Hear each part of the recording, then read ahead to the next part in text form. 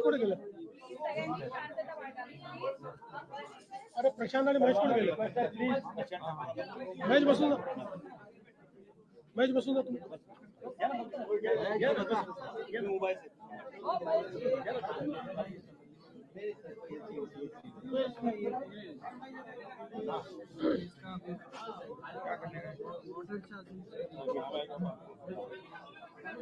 याची गरज आहे का रे? नाही ना.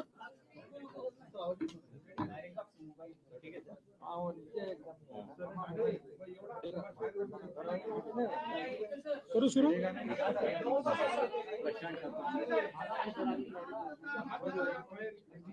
ठीक आहे, त्यांना तिकडनं आणून बसवा नंतर.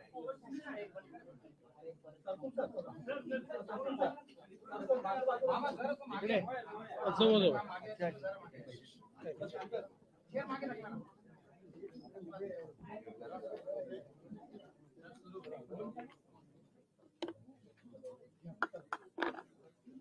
सर्वात पहिल्यांदा जगभरातल्या शिवप्रेमींचं मी मनापासून अभिनंदन करतो की देशाचे प्रधानमंत्री माननीय नरेंद्र मोदीजी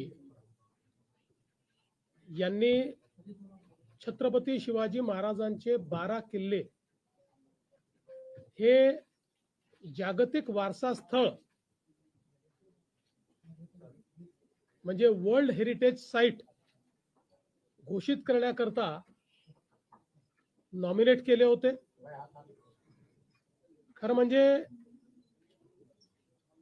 माननीय प्रधानमंत्री महोदयांकडे देशभरातनं 7 वेगवेगळ्या साइट्स गेल्या होत्या की ज्यांना जागतिक वारसा स्थळ म्हणून नॉमिनेट करण्याकरता आपल्या सांस्कृतिक मंत्रालयाने भारत सरकारच्या प्रधानमंत्री महोदयांसमोर ठेवलं होतं. मी प्रधानमंत्री महोदयांचे आभार मानेन की त्यापैकी प्रधानमंत्री महोदयांनी हा निर्णय केला की जागतिक वारसा स्थळ म्हणून छत्रपती शिवरायांचे 12 किल्ले, ज्यातले 11 किल्ले महाराष्ट्रात आहे आणि एक जिंजी हा तमिळनाडूमध्ये आहे, असे 12 किल्ले नॉमिनेट करण्याचा निर्णय घेतला. आपल्याला कल्पना आहे की किल्ले रायगड, राजगड, प्रतापगड, पन्हाळा, शिवनेरी, लोहगड, साल्हेर, सिंधुदुर्ग, विजयदुर्ग, सुवर्णदुर्ग, खांदेरी आणि जिंजी असे हे 12 किल्ले आहेत. आणि विशेषतः या 12 किल्ल्याच्या संदर्भातलं जे काही स्थापत्य आहे, या ठिकाणी वेस्टर्न घाट आणि समुद्र, जंगल अशा सगळ्या या नैसर्गिक विविधतेत कशा प्रकारे याचं स्थापत्य तयार करण्यात आलं, याच्या जागा शोधण्यात आल्या, कशा प्रकारे याचे दरवाजे असे तयार करण्यात आले की जे कोणाला दिसत नाहीत, प्रत्येक ठिकाणी माची कशा तयार करण्यात आल्या, अशा सगळ्या गोष्टी या आपण युनेस्को समोर ठेवल्या. याच्यामध्ये जवळपास वर्षभर त्यांचं डेलिगेशन येऊन त्यांनी सगळ्या किल्ल्यांना व्हिजिट केली. आपले सांस्कृतिक कार्यमंत्री आशिष शेलार यांच्या नेतृत्वामध्ये एक डेलिगेशन आपण तिकडे युनेस्को मध्ये पाठवलं. त्यांनी टेक्निकल प्रेझेंटेशन केलं. त्यानंतर जे काही वेगवेगळे याच्यामध्ये देश आहेत ज्यांना मतदानाचा अधिकार आहे, तसं तर सगळे देश याचे सदस्य आहेत, पण एकूण 20 देशांना मतदानाचा अधिकार आहे. या सगळ्या देशाच्या अँबॅसेडर सोबत मी स्वतः देखील बोललो. आपले एक्सटर्नल अफेअर्स मंत्री आहेत जयशंकरजी, त्यांनी सचिवांनी, सांस्कृतिक कार्यमंत्री गजेंद्रसिंह शेखावत यांनी त्या ठिकाणी त्यांच्याशी संवाद साधला. मी शिंदे साहेब आणि अजितदादा आम्ही प्राईम मिनिस्टर साहेबांना विशेष भेटलो आणि त्यांनाही विनंती केली की आपण हे नॉमिनेशन केलंय, परंतु मतदानाची प्रोसेस आहे आणि 20 वेगवेगळे देश आहेत, त्यामुळे भारत सरकारने पुढाकार याच्यामध्ये घेतला पाहिजे. त्या माध्यमातून त्या देशात आपली जी एम्बसी आहे त्यांच्यासोबत संवाद झाला, त्यांनाही आपण एकत्रित केलं आणि त्यांना त्या देशातल्या सरकारशी चर्चा करण्याकरता सांगितलं. आपल्याला माहिती आहे मध्ये उक्रेनचे फॉरेन मिनिस्टर आले होते, त्यातला एक सदस्य उक्रेन हा देश देखील होता. त्यांना आम्ही मुंबईतच प्रेझेंटेशन केलं आणि त्यांनी तिथेच सांगितलं की आम्ही भारताच्या बाजूने मतदान करू. आणि आपले जे तिथले परमनंट मेंबर जे आहेत शर्माजी, त्यांनी फार महत्वाची भूमिका याच्यामध्ये निभावली. काल ते आणि आपले अप्पर मुख्य सचिव जे आहेत खारगे, हे दोघं त्या ठिकाणी उपस्थित होते आणि 20ही देशाने आपल्या बाजूने मतदान केलं आणि एकमताने छत्रपती शिवरायांचे हे किल्ले हे जागतिक वारसा केंद्र आहेत अशा प्रकारे घोषित केलं. त्यामुळे हा शिवप्रेमींचा एक मोठा विजय आहे. आणि त्यावेळी सगळ्यांनी ज्यावेळेस वेगवेगळे टेक्निकल प्रेझेंटेशन झाले त्यावेळी सगळ्या देशातल्या लोकांनी हे किल्ले बांधत असताना जे चातुर्य आणि जी स्ट्रॅटेजी छत्रपती शिवरायांनी वापरलेली आहे त्याचं मनापासनं कौतुक केलं, अभिनंदन केलं. आणि अनेक लोक आश्चर्यचकित देखील झाले की किती पुढचा विचार याच्यामध्ये करण्यात आला होता. आता जागतिक वारसा स्थळ झाल्यामुळे आपले महाराजांचे किल्ले वर्ल्ड मॅपला आलेले आहेत. आता युनेस्कोच्या सगळ्या वेबसाईट्सवर या किल्ल्यांची सगळी ऐतिहासिक माहिती ही त्या ठिकाणी उपलब्ध होणार आहे. वर्ल्ड टुरिझम मॅपवर हे किल्ले त्या ठिकाणी येणार आहेत आणि युनेस्कोच्या माध्यमातूनही त्या किल्ल्यांच्या ठिकाणी जागतिक वारसा स्थळ म्हणून सगळी माहितीचे किऑस्क उभे राहणार आहेत. म्हणजे यातनं एकीकडे पर्यटनाला तर चालना मिळेलच, पण त्याच्यासोबत महाराजांचा गौरवशाली इतिहास हा वैश्विक करण्याकरता आणि वैश्विक टुरिस्ट इकडे आकृष्ट करण्याकरता आपल्याला याचा एक विशेष फायदा मिळणार आहे. आणि म्हणून मला असं वाटतं की भारतीयांकरता आणि मराठी माणसाकरता हा एक अतिशय महत्त्वाचा दिवस आहे. ज्या ज्या लोकांनी, असे अनेक लोक आहेत की ज्यांनी याच्यामध्ये मदत केली आहे. मग आपलं जे पुरातत्व विभाग महाराष्ट्राचा आहे त्याचे डायरेक्टर असतील, केंद्रीय पुरातत्व विभाग असेल, खूप याच्या पाठीमागे टेक्निकल अशा प्रकारची माहिती, आर्किओलॉजिकल माहिती, या सगळ्या गोष्टी आपल्याला उभ्या कराव्या लागल्या. कारण एकही गोष्ट पुराव्याविना त्या ठिकाणी ठेवता येत नाही. आणि म्हणून मला असं वाटतं की या सगळ्या टीम्सचं मी अतिशय मनापासून अभिनंदन करतो आणि पुन्हा एकदा सर्व शिवप्रेमींचं या ठिकाणी त्यांचे मनापासून आभार मानतो. आज नवी मुंबई आंतरराष्ट्रीय विमानतळ याच्या प्रगतीचा आढावा घेण्याकरता सन्माननीय उपमुख्यमंत्री आणि आम्ही सगळे या ठिकाणी आलेलो आहोत. आता त्याच्या प्रगतीच्या संदर्भातलं एक प्रेझेंटेशन आधी आम्ही बघितलं. त्यानंतर प्रत्यक्ष रनवे पासनं तर टर्मिनल बिल्डिंग पर्यंत सगळ्या प्रकारची त्याची प्रगती कुठपर्यंत झालेली आहे याची माहिती ही आज आम्ही घेतलेली आहे. साधारणपणे याची भौतिक प्रगती ही 94% झालेली आहे. रनवे पूर्णपणे सुसज्जित आहे. टर्मिनल बिल्डिंगचं काम झालेलं आहे. टर्मिनल बिल्डिंगचं आता इंटिरियरचं काम चाललेलं आहे. याच्यामध्ये जो बाहेरचा फसाड आहे आणि बाहेरचं जे सिलिंग आहे त्याचं काम हे आता वेगानं करावं लागणार आहे.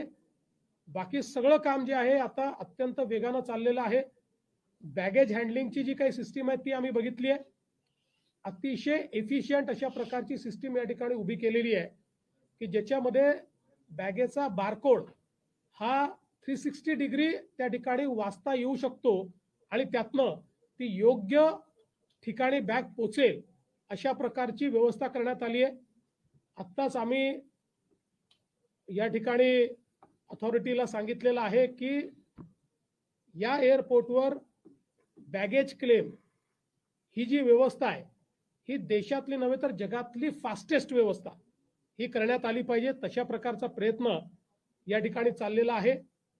आपल्याला माहिती आहे की ज्यावेळेस पूर्ण हा एअरपोर्ट होईल त्यावेळी 2 रनवे या क्षमतेनं या ठिकाणी 9 कोटी पॅसेंजर करता हा एअरपोर्ट सुसज्जित होणार आहे. म्हणजे मुंबईच्या आताच्या छत्रपती शिवाजी महाराज एअरपोर्ट पेक्षा बराच मोठा अशा प्रकारचा एअरपोर्ट होणार आहे. या एअरपोर्टमध्ये अनेक वैशिष्ट्य आहेत. हा ग्रीन एअरपोर्ट आहे. याच्यामध्ये 37 मेगावॅट ग्रीन वीज या ठिकाणी वापरली जाणार आहे. इथले सगळ्या व्हेकल्स जे आहेत या ईव्ही राहणार आहेत किंवा अल्टरनेट फ्युएलच्या व्हेकल्स या ठिकाणी राहणार आहेत. आणि सस्टेनेबल एव्हिएशन फ्युएल जे अलीकडच्या काळामध्ये मोठ्या प्रमाणात डेव्हलप होत आहे त्याचंही एक मोठं सेंटर हा एअरपोर्ट राहणार आहे. त्यामुळे जे काही आपली विमानं फ्युएल वापरतात तेही या ठिकाणी ग्रीन फ्युएल असेल असा प्रयत्न या एअरपोर्टच्या माध्यमातून होणार आहे. एक मोठी कनेक्टिव्हिटी एअरपोर्टला आपण तयार केलेली आहे. आपल्याला माहिती आहे की अटल सेतूवरनं एक कोस्टल रोडचं काम चाललेलं आहे जे साधारणपणे पुढच्या वर्षीच्या मार्च पर्यंत पूर्ण होईल अशा प्रकारची अपेक्षा आहे. एक ठाण्यावरनं थेट एलिव्हेटेड रोड इथे आला पाहिजे याची संकल्पना शिंदे साहेबांनी मांडली. त्याचंही काम आता लवकरच आम्ही सुरू करणार आहोत. यासोबत चारही दिशांनी इथे येण्याकरता आणि सगळ्या मोड ऑफ ट्रान्सपोर्टनी इथे येण्याकरता मग ती सबअर्बन रेल्वे असेल, आपली मेट्रो असेल किंवा अगदी ज्याला आपण वॉटर ट्रान्सपोर्ट म्हणतोय तेही डेव्हलप करण्याकरता या ठिकाणी व्यवस्था आपण करतो आहोत की ज्यातनं पॅसेंजर्सला इथे पोहोचणं सोपं जाईल. शहरामध्ये देखील अशी व्यवस्था करण्यात येणार आहे की बॅगेज चेक इन हे शहरातच करता येईल आणि बिना बॅगेजचं त्यांना या एअरपोर्टमध्ये येता येईल अशा प्रकारच्या व्यवस्था देखील या ठिकाणी करण्यात येत आहेत. त्यामुळे पॅसेंजर करता इथे ट्रॅव्हल करणं हा एक अतिशय चांगला एक्सपिरियन्स असणार आहे. याच्या सेकंड फेज पासनं संपूर्ण एअरपोर्टमध्ये आतमध्ये अंडरग्राउंड मेट्रो सारखी एक ट्रेन धावणार आहे की जी सगळ्या टर्मिनलला कनेक्ट होणार आहे आणि इथे कोणालाही फार पायी चालावं लागणार नाही आणि स्वतःच्या वाहनं घेऊनही या ठिकाणी कोंडी करता येणार नाही अशा प्रकारचं प्लॅनिंग याचं करण्यात आलेलं आहे. जे काही बे तयार करण्यात आले त्या बे पासनं 500 मीटरमध्ये सगळे लोक पोचू शकतील आणि त्यालाही ट्रॅव्हलेटर्स दिलेले आहेत. अलीकडच्या काळात आपण बघतो की काही एअरपोर्टवर 1-1 किलोमीटर लोकांना पायी चालावं लागतं, पण इथे मात्र याचं प्लॅनिंग करताना ट्रॅव्हलेटर्स दिले असल्यामुळे लोकांना अतिशय सुविधा होणार आहे. त्यामुळे मला असं वाटतं की देशातलं सगळ्यात आधुनिक अशा प्रकारचं एअरपोर्ट या ठिकाणी होत आहे. आता तुमचा पुढचा प्रश्न असेल की पूर्ण कधी होणार आहे. आज आम्ही टार्गेट यांना दिलेलं आहे कारण आम्हाला प्राईम मिनिस्टर साहेबांची वेळ घ्यायची आहे. त्यामुळे आम्ही 30 सप्टेंबरचं टार्गेट हे आज थोडं ॲम्बिशियस आहे, पण हे आम्ही आता या ठिकाणी अडाणी कंपनीचे जे सगळे लोक आहेत आणि आपल्या न्यू मुंबई एअरपोर्ट अथॉरिटीचे जे लोक आहेत आणि आमचे सिडकोचे लोक अशा तिघांनाही सांगितलेलं आहे. आता 13-14 हजार कामगार या ठिकाणी काम करतायत रोज. त्याची संख्या वाटली तर 1.5 दुप्पट करा, पण 30 सप्टेंबर पर्यंत. कारण आपल्याला कल्पना आहे की आता बाकी तर सगळे लायसन्स झाले आहेत, पण कमर्शियल ऑपरेशन करता सगळं काम पूर्ण करून काही लायसन्सेस लागतात. त्याचं सायमल्टेनियसली काम सुरू करायला आपण सांगितलेलं आहे, जेणेकरून 30 सप्टेंबर किंवा त्याच्या आसपास प्रधानमंत्री महोदय ज्यावेळेस वेळ देतील त्यावेळी आपल्याला याचं उद्घाटन करता आलं पाहिजे आणि या ठिकाणी लोकांना कमर्शियल ऑपरेशन देखील करता आलं पाहिजे. अशा प्रकारचा प्रयत्न हा आपण निश्चितपणे करतो. आज मैं सबसे पहले देश और दुनिया के सभी छत्रपति शिवाजी महाराज के प्रेमियों का अभिनंदन करता हूं, उनको बधाई देता हूं कि हमारे छत्रपति शिवाजी महाराज के 12 किले यूनेस्को द्वारा वर्ल्ड हेरिटेज साइट के रूप में कल मान्यता प्राप्त कर चुके हैं। मैं इसके लिए देश के प्रधानमंत्री माननीय नरेंद्र मोदी जी को धन्यवाद देना चाहता हूं, क्योंकि कई प्रकार के नॉमिनेशंस देश भर से उनके पास आए थे, लेकिन प्रधानमंत्री जी ने यह फैसला किया कि यूनेस्को में वर्ल्ड हेरिटेज साइट के लिए छत्रपति शिवाजी महाराज के किलों को ही नॉमिनेट किया जाएगा। और पिछले 1 साल में लगातार इसके लिए बहुत जद्दोजहद की गई है। वहां से यूनेस्को की टेक्निकल टीम्स यहाँ पर आई, हमारी टेक्निकल टीम्स, हमारे जो सांस्कृतिक कार्य मंत्री आशीष शेलार जी और हमारे अपर मुख्य सचिव खारगे जी, इनके नेतृत्व में वहां गई। वहां पर हमने टेक्निकल प्रेजेंटेशंस किए, जो अलग अलग एम्बेसडर से उनके साथ हमने वार्तालाप किया। Ministry of external affairs, ministry of culture, Bharat सरकार, इन्होंने इसमें बहुत मदद की।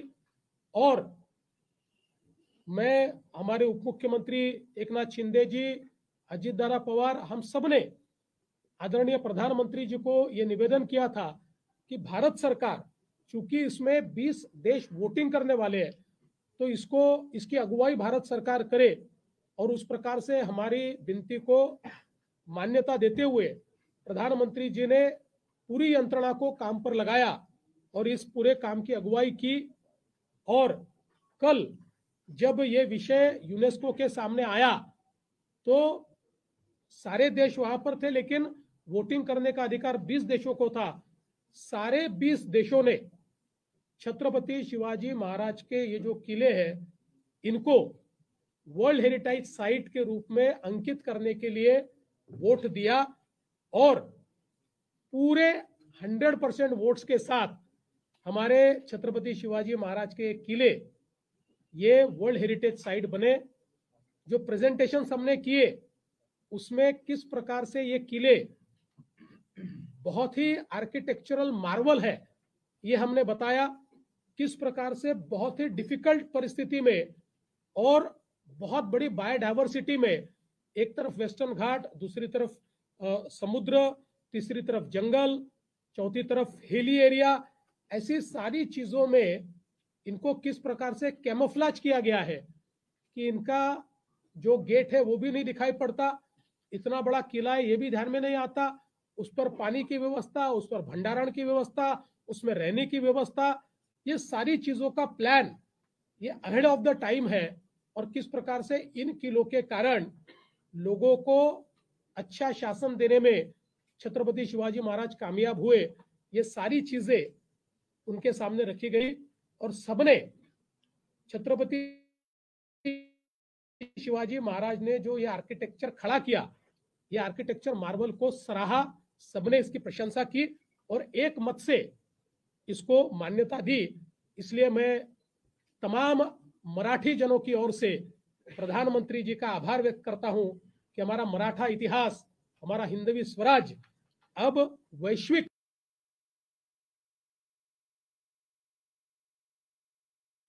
करने का काम प्रधानमंत्री जी ने किया है।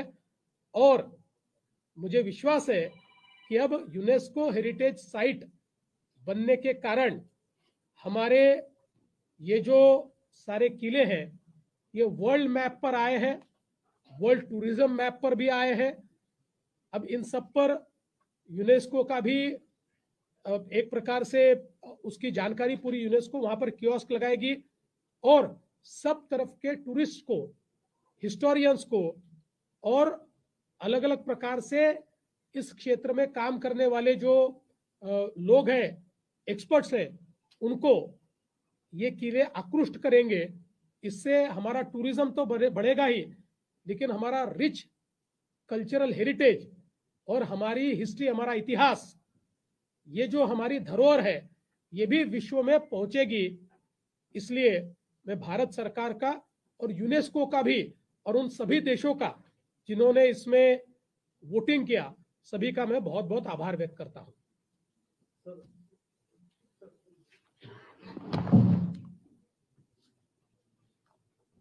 मुख्यमंत्री महोदयांनी दोन्ही विषयावर सविस्तर भाष्य केलेलं आहे. खरं म्हणजे आजचा दिवस आणि कालचा दिवस आपल्या महाराष्ट्रासाठी आणि तमाम शिवभक्तांसाठी, मराठी माणसासाठी गौरवशाली आणि अभिमानाचा होता. त्या बाबतीत देखील मुख्यमंत्री महोदयांनी डिटेल सगळं सांगितलंय. खरं म्हणजे छत्रपती शिवाजी महाराजांचे आशीर्वाद, त्यांचा आदर्श डोळ्यासमोर ठेवूनच आपलं सरकार राज्यकारभार करत आहे. आदरणीय प्रधानमंत्री मोदी साहेबांचं देखील केंद्र सरकार विकास से विरासत आणि अशा प्रकारची भावना ठेवून काम करत असताना युनेस्कोच्या यादीमध्ये 12 आपले छत्रपती शिवाजी महाराजांचे किल्ले जे आहेत जागतिक वारसा यादीमध्ये त्याची नोंद झाली. हे आपल्यासाठी फार मोठी अचिव्हमेंट आहे आणि महाराष्ट्रासाठी गौरव आहे. छत्रपती शिवाजी महाराजांचा इतिहास 7 समुद्रापलीकडे पोचला आपण म्हणतो आणि तो खऱ्या अर्थाने काल युनेस्कोच्या यादीमध्ये आल्यानंतर खऱ्या अर्थाने त्याच्यावर शिक्कामोर्तब झालं. आणि म्हणून मी देशाचे प्रधानमंत्री नरेंद्र मोदीजी, युनेस्कोचे सर्व लोक, त्याचबरोबर मुख्यमंत्री महोदय, आपण त्यावेळेस देखील केंद्राकडे पाठपुरावा केला. सुरुवात आपण केल्यानंतर मोदी साहेबांनी देखील त्यामध्ये इनिशिएटिव्ह घेऊन आपल्याला यामध्ये यश मिळालं.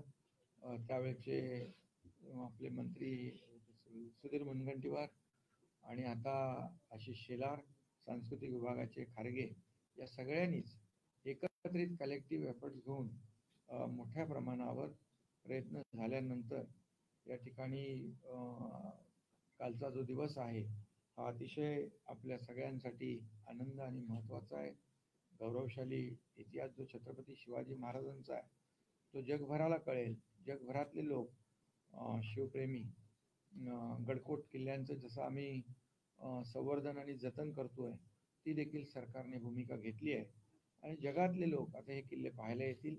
खऱ्या अर्थाने पर्यटन हा भाग आहेच, परंतु छत्रपती शिवाजी महाराजांचं जे काही शूरता आहे, त्यांचं जे काही विजन आहे, कसे किल्ले बांधले त्यांनी, कुठे कुठे म्हणजे कोणी विचारच करू शकत नाही त्यावेळेचं आर्किटेक्चर, इंजिनिअरिंग, सगळं जे काही विजन ठेवून त्यांनी हे किल्ले उभे केले याचं दर्शन जगभरातल्या लोकांना होईल आणि त्यामुळे महाराष्ट्राची मान गर्वाने उंचावली जाईल. आणि त्यासाठी मी सगळ्यांना शुभेच्छा देतो, सगळ्यांचं अभिनंदन करतोच आणि तमाम शिवप्रेमी शिवभक्तांना विनंती देखील करतो, हे जतन संवर्धन सरकार करतच आहे. आता आपल्या जागतिक वारसा यादीत तर आलेच किल्ले, पण याचं पावित्र्य, मांगल्य जपण्याचं काम देखील शिवभक्तांनी केलं पाहिजे असं आवाहन मी या ठिकाणी करतो.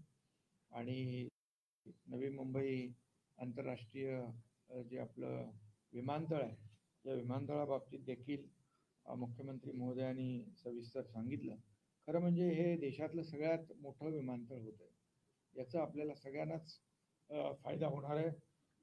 मगाशी मला कोणी सांगितलं की जे लंडनमधलं हिथ्रो एअरपोर्ट आहे याच्याशी कम्पेअर करणारं हे एअरपोर्ट होणार आहे आणि जवळपास मुंबईच्या दुप्पट कॅपॅसिटी 9 कोटी प्रवासी या ठिकाणी प्रवास करतील आणि सगळ्यात मोठं ग्रीनफील्ड एअरपोर्ट या ठिकाणी होतं आहे.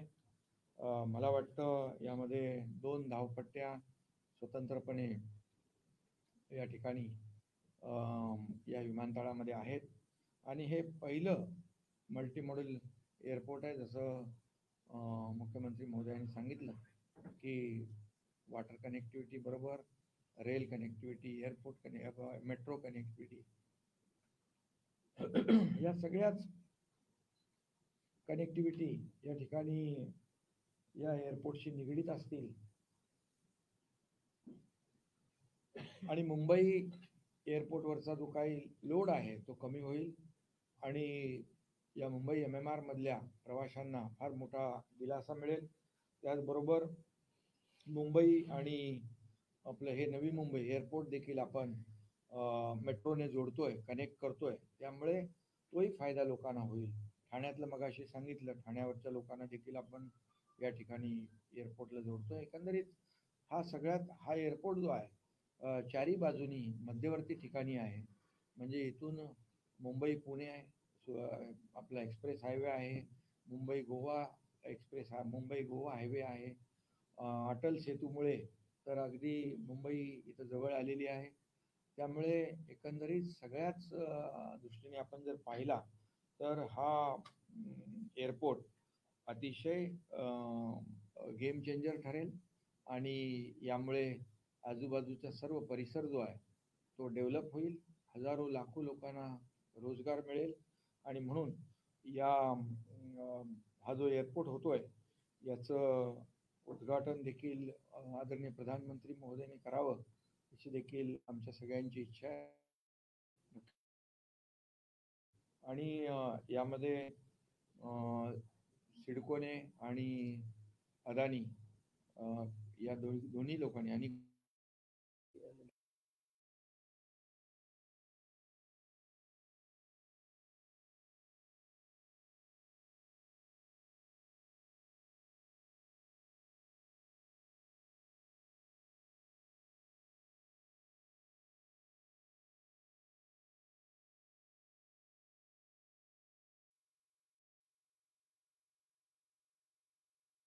L&T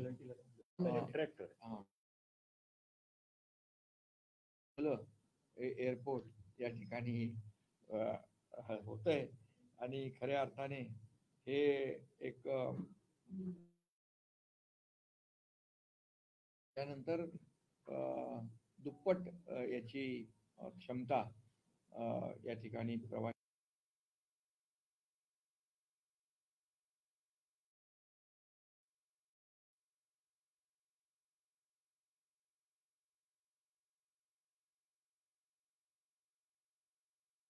होईल आणि संपूर्ण अगदी मुंबई अपारच नाही तर एक पुण्यातले लोक पण इथे मिसिंग लिंक आता आपण बघतोय, मिसिंग लिंक मुळे 1 तासात पुण्याहून लोक इथे येतील. त्यामुळे मध्यवर्ती ठिकाणी हा एअरपोर्टच्या आजूबाजूला देखील मध्येच आपण ते 5 युनिव्हर्सिटी ज्या मेडिसिटी, स्पोर्ट सिटी आणि ह्या सगळ्यात ज्या काही ह्या सिटी ज्या आहेत तिथं डेव्हलप होतील आणि मोठ्या प्रमाणावर या ठिकाणी या संपूर्ण भागाला विकासाला चालना मिळेल. कारण शेवटी विकास हाच आपल्या सरकारचा अजेंडा आहे आणि म्हणूनच या विकासाचा वेग आणखी या एअरपोर्टमुळे वाढेल अशा प्रकारचा मी विश्वास व्यक्त करतो आणि लवकरात लवकर हे काम 30 सप्टेंबर तुम्हाला मुख्यमंत्री मोदयांनी सांगितलेलं आहे. त्यामुळे डे नाईट काम करून नाही तुम्ही तिकडे काय बघता तुम्ही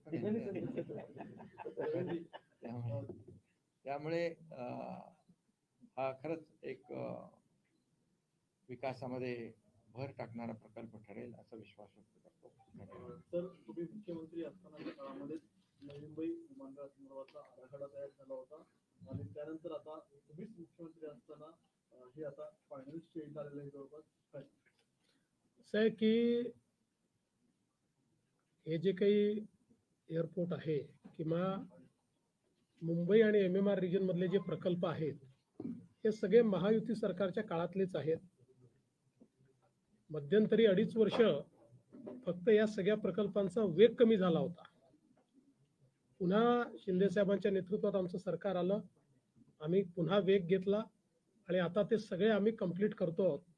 त्यामुळे मला या गोष्टीचा आनंद आहे. मला सगळ्यात आनंद या गोष्टीचा आहे की प्रधानमंत्री महोदयांनी याचं भूमिपूजन केलं आणि प्रधानमंत्री महोदयच याचं उद्घाटन करतील हे सगळ्यात महत्वाचं आहे.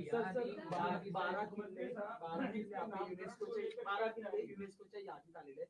त्यासोबत अशी माहिती मिळते की राज्याने केंद्राला सुद्धा एक पत्र लिहिलंय ज्यात केंद्राच्या हद्दीत जे जे किल्ले गड किल्ले त्याच्या संवर्धनासाठी ते राज्य सरकारचा आणि पुरातत्व विभागाकडे या 2 गोष्टींचा आपापसात संबंध नाहीये. हे 12 किल्ले हे आपल्या युनेस्कोने हेरिटेज साईट म्हणून वर्ल्ड हेरिटेज साईट म्हणून त्या ठिकाणी निवडलेले आहेत. बाकी आम्ही ही विनंती केलेली आहे की अनेक किल्ले असे आहेत की ज्याचं संवर्धन करणं गरजेचं आहे आणि केंद्रीय पुरातत्व विभागाच्या अखत्यारीत त्या किल्ल्यांच्या संवर्धनाला वेळ लागतो. त्यांच्या प्रोसेसेस फार कंबरसम आहेत. आणि त्या काही चूक आहेत असं मी म्हणत नाही, पण देशभरामध्ये त्या सगळ्या प्रोसेसेस वेगवेगळ्या ठिकाणी करताना उशीर होतो. आणि म्हणून आम्ही अशी विनंती केली आहे की यातले काही किल्ले हे जर त्यांनी राज्य पुरातत्व विभागाला केले तर केंद्रीय पुरातत्व विभागाच्या गाईडलाईन्स प्रमाणेच आणि त्यांच्याच कायद्याच्या अधीन राहून आम्ही राज्यामध्ये वेगाने त्या गड किल्ल्यांचा विकास करू. आज जसं आपण आता रायगडाचं काम चांगल्या प्रकारे करतोय, शिवनेरीचं काम त्या ठिकाणी झालंय, इतरही किल्ल्यांचं काम आपल्याला करायचं आहे. आपल्याकडे हो प्रतापगडचं पण चालू आहे. आपल्याकडे या किल्ल्यांकरता निधीची कमतरता नाही आहे. प्रॉब्लेम हा आहे की केंद्रीय पुरातत्व विभागाच्या ज्या सगळ्या कंडिशन्स आहेत त्यातल्या प्रत्येक अप्रुव्हलला वेळ लागतो. एक दगड लावायचा असेल तर त्यांचा नियम आहे की शिवकालीन किल्ल्याला जो दगड होता तोच दगड तिथे लागला पाहिजे, त्याच शेपमध्ये लागला पाहिजे आणि त्याचा कुठला तरी पुरावा असला पाहिजे. हे सगळं तयार करून त्यांच्याकडे न्यावं लागतं. मग त्यांची एक्सपर्ट टीम त्याला मान्यता देते. याला वेळ लागतो. हेच त्याच एक्सपर्ट्स तसेच एक्सपर्ट आपल्याकडे राज्य पुरातत्व विभागात आहे. त्यामुळे त्याच कायद्यानुसार आम्हाला काम करायची परवानगी दिली तर आम्ही वेगाने ते करू शकू असा आमचा प्रयत्न आहे. तर याआधी विमानतळाचं जे विमान जे आहे ते एप्रिलमध्ये टेक ऑफ करणार होतं. विमान जे आहे नवी मुंबई विमानतळावरून एप्रिलमध्ये टेक ऑफ करणार असं सांगण्यात आलं होतं आणि आता सप्टेंबरची टार्गेट दिलेलं आहे. तर नेमके कोणतेही अडथळे होते ज्यामुळे ही तारीख पुढे गेली आणि या व्यतिरिक्त नामकरणाचा जो प्रस्ताव आहे जो केंद्र शासनाकडे पाठवलेला आहे त्याचा अपडेट काय आहे? मी आपल्याला जसं सांगितलं की खरं म्हणजे मध्यंतरीच्या काळामध्ये आपल्याला माहिती आहे की राज्यातल्या इन्फ्रास्ट्रक्चर प्रोजेक्ट्सला एक प्रकारे वेगच त्याचा मंदावण्याचं काम हे 2.5 वर्ष झालं आणि त्याचा फटका सगळ्याच आपल्या इन्फ्रास्ट्रक्चर प्रोजेक्ट्सला पडला आहे आणि मग त्याचा कॅस्केडिंग इफेक्ट असतो. त्यामुळे हे खरंच आहे की आम्हाला एप्रिलपर्यंत पूर्ण करून ऑगस्टमध्ये विमान उडवायचं होतं, पण ते काही आता शक्य नाही आहे. पण आता इथली प्रगती पाहिल्यानंतर हे मी सांगू शकतो की अतिशय चांगली प्रगती झाली आहे. 94% काम पूर्ण झालं आहे, 6% काम बाकी आहे, 13,000 वर्कर काम करतायत. त्यामुळे सप्टेंबरची जी डेडलाईन दिलेली आहे ती आमची डेडलाईन हे लोक डेड करणार नाहीत अशी मला अपेक्षा आहे. आणि नावाचा जो विषय आहे ऑलरेडी राज्य सरकारने त्याचा ठराव केंद्र सरकारकडे पाठवलेला आहे. आम्ही त्याचा पाठपुरावा करतो आहे. शिंदे साहेब आणि मी पुन्हा एकदा प्रधानमंत्री मोदयांशी त्याबद्दल चर्चा करू. क्या उड़ान के पहले जो विश्वास व्यक्त कर रहे हैं प्रकल्पग्रस्त, उड़ान पहली उड़ान से पहले ही नामकरण हो जाएगा, क्या ऐसा संभव है? देखिए होना तो चाहिए, प्रयास तो वही चल रहा है. सर एकीकडे राज्यामध्ये अनेक महत्वाकांक्षी प्रकल्प पूर्ण होत आहेत. त्यातच अजून एक महत्वाकांक्षी प्रकल्प म्हणजे शक्तीपीठ महामार्ग. मात्र या शक्तीपीठ महामार्गाला काही महाविकास आघाडीच्या नेत्यांकडून आपला विरोध होताना पाहायला मिळतोय. काय नेमकी परिस्थिती आहे? असं आहे की कुठलंही नवीन प्रोजेक्ट घेतला तर त्याला विरोध हा असतोच. आज बघा आपण जेव्हा नवी मुंबई एअरपोर्टचं काम हाती घेतलं त्यावेळेस इथल्या गावांचा विरोध होता, पण आपण त्यांच्याशी चर्चा केली, त्यांचं योग्य पुनर्वसन केलं. आता मला आज आमचे आमदार महेश बालदी सांगून राहिले की त्यावेळी ज्या 4 गावांनी टोकाचा विरोध केला होता म्हणून आपण त्यांना वगळलं होतं, आता ते 4 गावं असं म्हणतात की आम्हालाही घ्या आणि त्यांना घेतलं तर आपली 3री धावपट्टी देखील या ठिकाणी होऊ शकते. त्यामुळे आजच आम्ही सांगितलेलं आहे की निश्चितपणे ते 4 गावं घेऊ. त्यामुळे लोकांच्या मनात विश्वास व्यक्त करावा लागतो. समृद्धीच्या वेळी देखील असंच झालं. परंतु ज्या गावामध्ये उद्धव ठाकरेजींनी सभा घेतली, जिथे पवार साहेबांनी सभा घेतली, ती गावाच्या गावं त्या ठिकाणी एका दिवशी म्हणजे शिंदे साहेब स्वतः गेले होते, एका दिवशी त्या गावाच्या गावाने पूर्ण कन्सेंटने आपल्याला जमिनी दिल्या. आता शक्तीपीठमध्ये देखील कोल्हापूर जिल्ह्यामध्ये सर्वाधिक विरोध आहे असं सांगण्यात आलं. मध्यंतरीच्या काळात मी गेलो होतो तर अनेक शेतकरी मला भेटले की आम्ही जमीन द्यायला तयार आहोत. काल आपले नीती आयोगाचे जे उपाध्यक्ष आहेत राजेश क्षीरसागर यांनी 60 गावातले प्रमुख सगळे लोक हे मुंबईला बोलवले होते. त्यांच्यासमोर प्रेझेंटेशन झालं आणि प्रेझेंटेशन नंतर त्या प्रेझेंटेशननी समाधान होऊन या 60 गावातल्या लोकांनी आपले 7-12 हे आमचं ॲक्विजिशन करायला हरकत नाही म्हणून हँडओव्हर केले. त्यामुळे मला असं वाटतं की चर्चा आणि विश्वास या 2 गोष्टी महत्वाच्या आहेत. वाशी येथील एटीएमसी बाजारपेठ स्थलांतरित करण्याचा जो विषय जी चर्चा सुरू आहे सर, कितपत सत्यता आहे आणि व्यापाऱ्यांचंही कुठेतरी त्यांनाही मान्य नाहीये की कुठेतरी हे मार्केट स्थलांतरित करण्याचा कुठलाही विषय नाहीये. मात्र आपल्याला आता नवीन जो काही कायदा आलेला आहे याप्रमाणे आपल्याला इंटरनॅशनल बाजारपेठ तयार करता येते, नॅशनल बाजारपेठ आपल्याला तयार करता येते. त्या दृष्टीनं आज आपल्याला या नवीन कायद्याप्रमाणे जर बाजारपेठ तयार करायची असेल तर ती इथे करता येईल का की आपल्याला दुसरीकडे करावी लागेल अशी पडताळणी चाललेली आहे. त्यामुळे कुठलाही निर्णय शेवटी जर आपण शेतकरी आणि व्यापारी आणि काम करणारे माथाडी या तिघांना विश्वासात घेतलं नाही तर काहीच होऊ शकत नाही. त्यामुळे जो काही निर्णय होईल या संदर्भात तो या तिघांच्या हिताचा निर्णय आम्ही करू. तर शेवटचा प्रश्न, एकीकडे राज्याचं अधिवेशन सुरू आहे, राष्ट्रवादी पक्षामध्ये शरद पवार गटामध्ये अंतर्गत घडामोडी सुरू आहेत.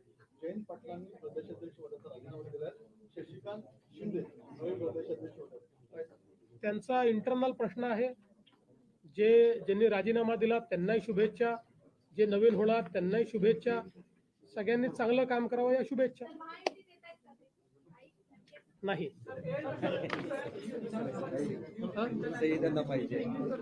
आम्हाला आज एक पहिला आम्हाला न उडता आम्हाला पहिलं बोर्डिंग टेस्टिंग बोर्डिंग दिलेलं आहे शिंदे साहेबांना आणि मला.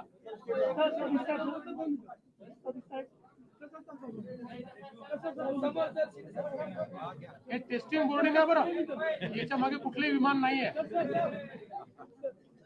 सवनियर आहे.